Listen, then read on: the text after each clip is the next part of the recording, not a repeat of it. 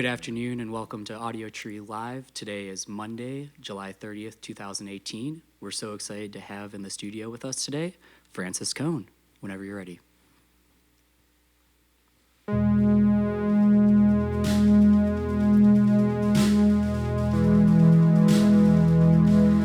Lately's unraveling.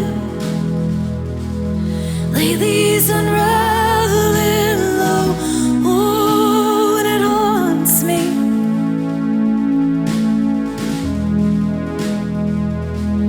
Lately's unraveling. Lately's unraveling slow. Repeat of the devil, you know. Ooh, and it haunts me. Over a million signs to blink and let it go.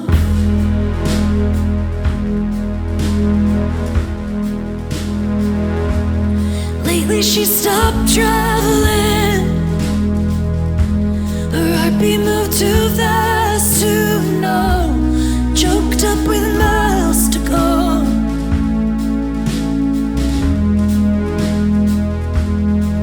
Over a million signs to blink and let it go. Over a million signs to blink and let it go.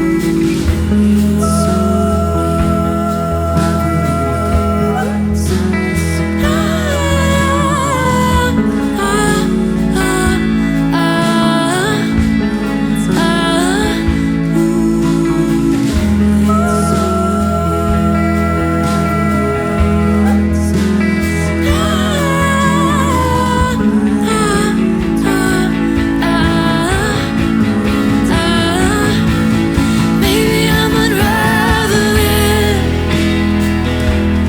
Maybe I'm unraveling slow. Maybe I'm unraveling home. Oh, but it calms me. Oh, but it calms me. Oh, but it calms me to let it go.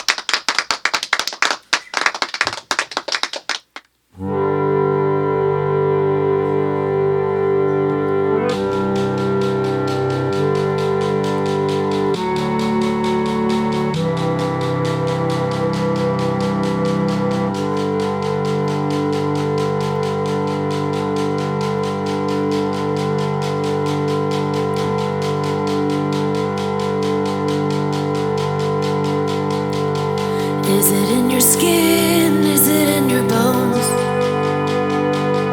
Oh, you're on your undertow.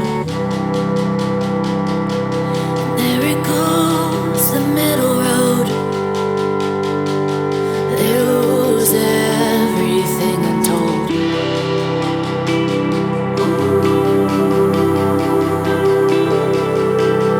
For the love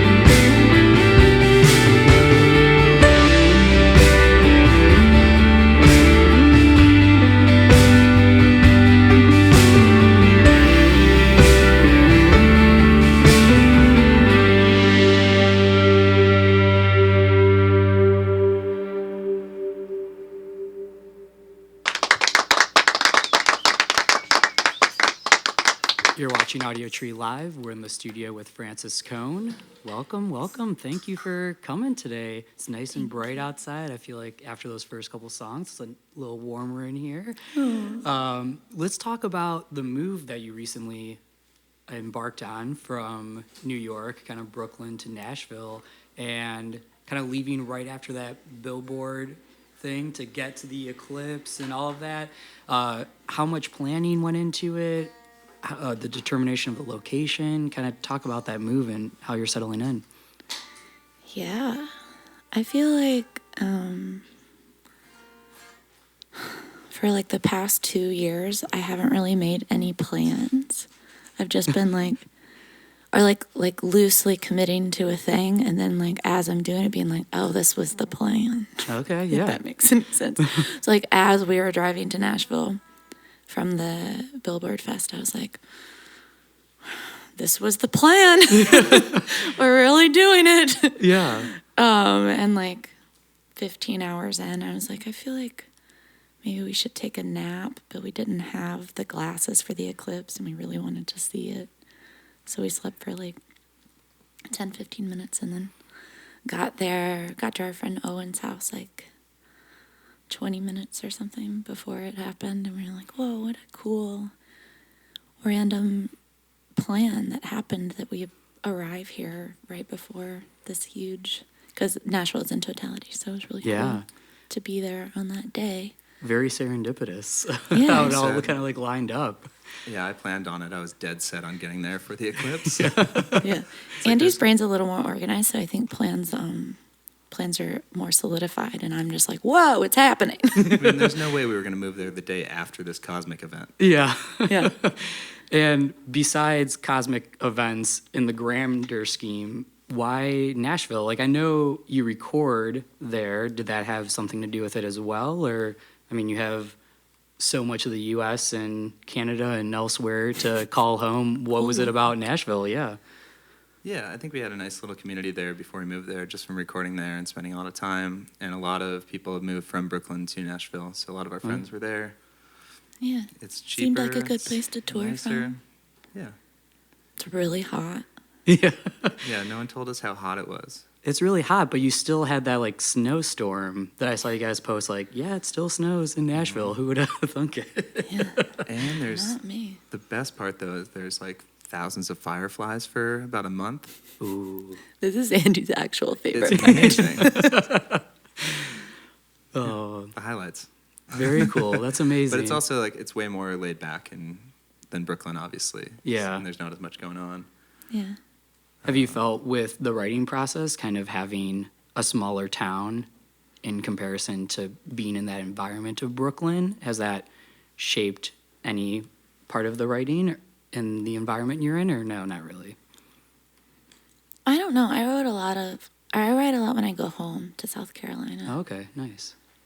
I feel like what really spurred me to really actually want to go make the big Nashville move was that I hadn't written a song in like a year. Maybe I'd written one song in a year in New York, and I was like, oh, it's just taking too much out of me, and I wanted some space.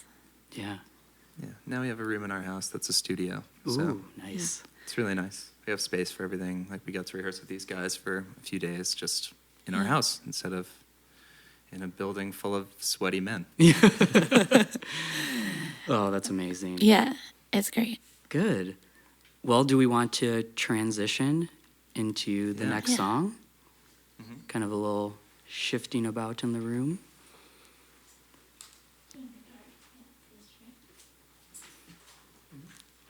All tuned up for you.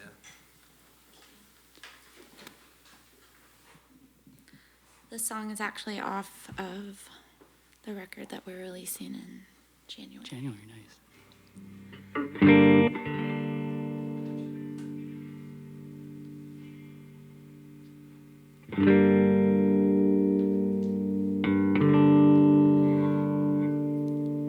Easy love, you made a mockery of. You made a mockery of.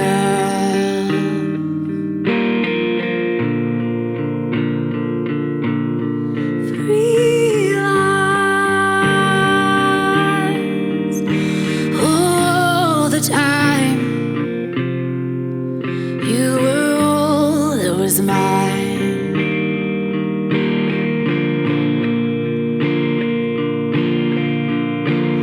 Ceremony, one and only, did I know that I had lost my mind too soon? Maybe I was only holding on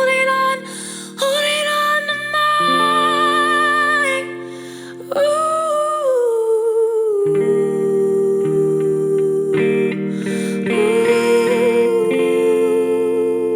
Easy love. You made a mockery of. You made a mockery of.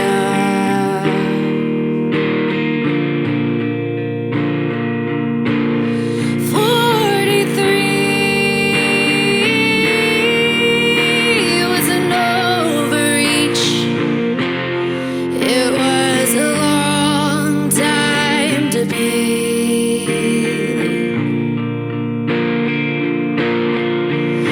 For I'll stand by.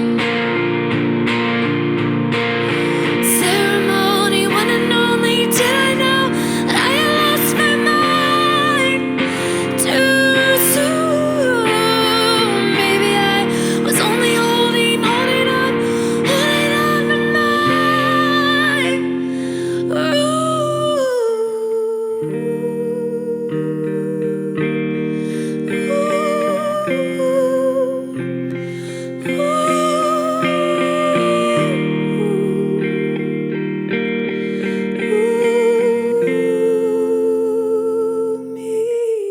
Easy love. You made a mockery of.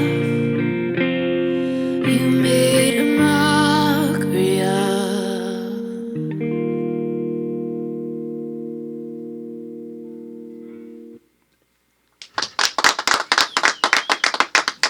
You're watching Audiotree Live. We're in the studio with Francis Cone. And as we resort the room, I'm going to kick this question to everyone here. I like to think, depending on where your roots are and where you come from, with Francis Cone, both Francises had a musical background. And just from all of you as musicians and as people, what has that upbringing been like in terms of music? Was there always an instrument in the house? Was music and arts supported in your household? Kind of what was your musical background before kind of coming into your own? I'll answer that. My mom met my dad because she was his accompanist. He was an opera singer. Oh, wow. And then my great-grandmother went to Juilliard. Not my great-grandmother. My grandmother went to Juilliard in the 30s. So I grew up in this very classically trained environment, and we had to play the piano. It was like before we learned to read, we learned to play the piano, and it was always really obviously loving and supportive, and just I never felt like there was never an option of like, oh, you should have a real career, which I know isn't true for some people in this room. But yeah. But I feel really lucky to have been so supported by them. Yeah, and that's even, there's a photo that the childhood piano is now in Nashville with you, right? Mm-hmm. Is that just like an amazing feeling for everything to kind of come full circle in that way? My mom got that piano when she was 10 in 1956. Wow. Sorry, Mom. We're all secretly doing the math in our head. Yeah. As a gift from her mom. Wow. And we just brought it to Nashville, so it's really nice. It's also nice having lived in New York and only being able to play things that plug in. To have that in our house. Yeah. Rest of the band, any early days of there was always a piano or a guitar or something in the house? My parents my dad was like a hobbyist guitarist. Okay. My mom she didn't do music at all. But my sisters all learned to play piano. And they, for some reason, got me a drum kit out of a bar when I was 2. Nice. And they're like, sure. And I didn't really touch it till I was 10, but I think my dad would wake us up every morning with Obla D from the Beatles' White Album. Ooh, nice. We would just wake up to that every day. So I think that was like always the recurring thing, and then that kind of spurred me to That is a very try to like figure it out. you just like bop down the street like going to the school bus or something. Like yeah, that is a very nice You would just morning crank soundtrack it to your life. Wake us up. After a while, we kind of were like, all right, enough. Yeah. We get it. Yeah. So kind of shifting gears and mentioning that the song we just heard is going to be on the new release.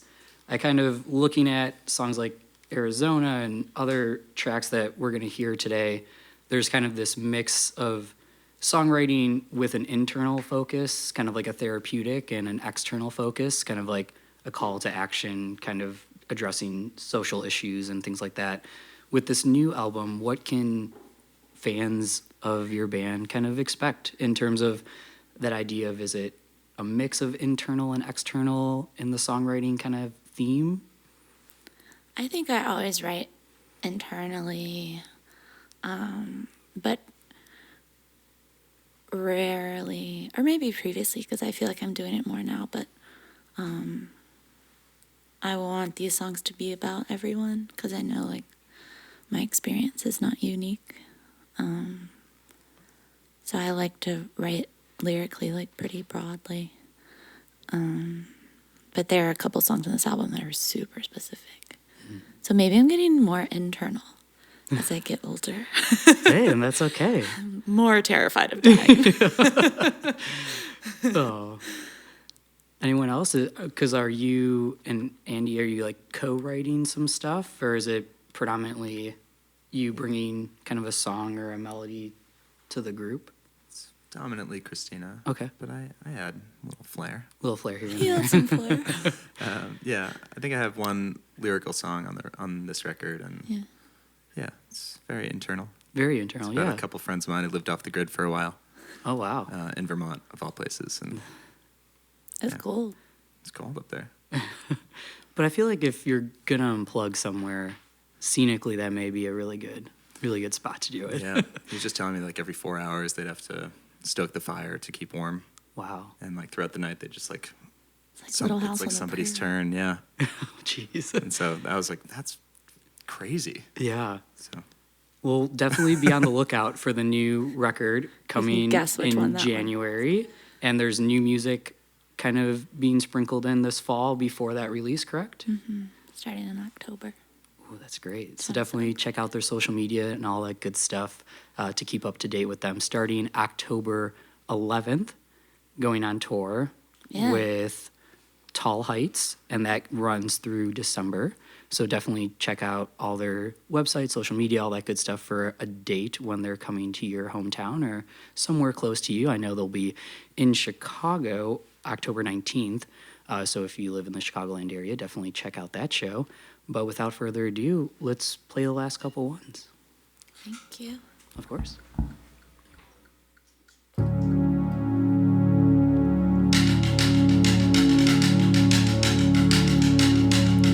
He fell into the doorway, that old familiar place. He saw light around her figure and the smoke around her face, and they wondered why forgiveness only happened to the young.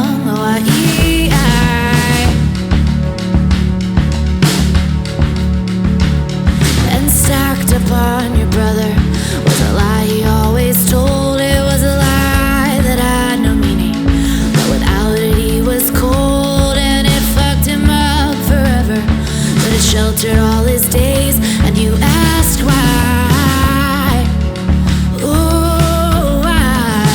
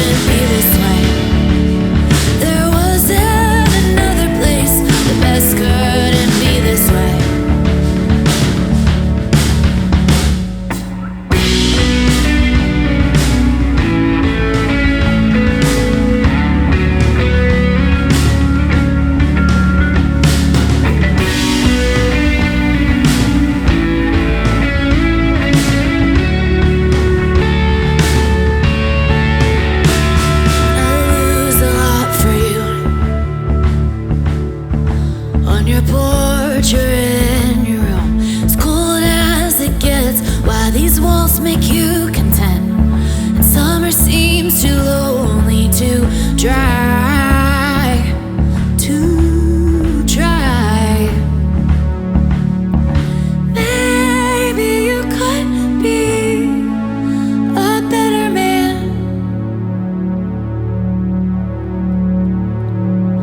Maybe we could easily pretend there. Maybe you could be a better man. Maybe we could easily pretend there wasn't another place. The best couldn't be this way. There wasn't another place. The best couldn't be this way. There wasn't another place. The best couldn't be this way.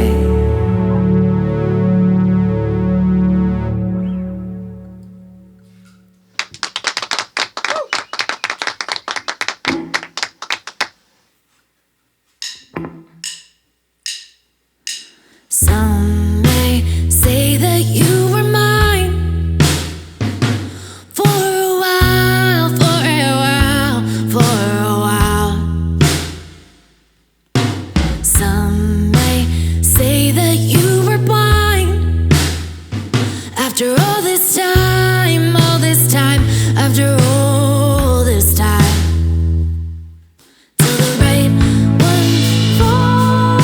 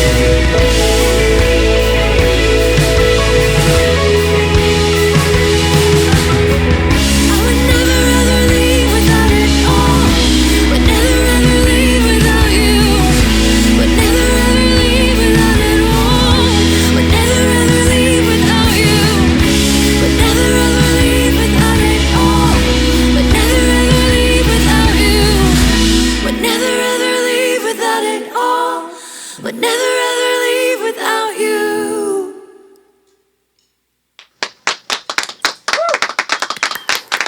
Thank you. Thank you. You're watching Audiotree Live. We've been in the studio with Francis Cone. Make sure to check them on their fall tour when they're cruising through your hometown or a nearby area with Tall Heights.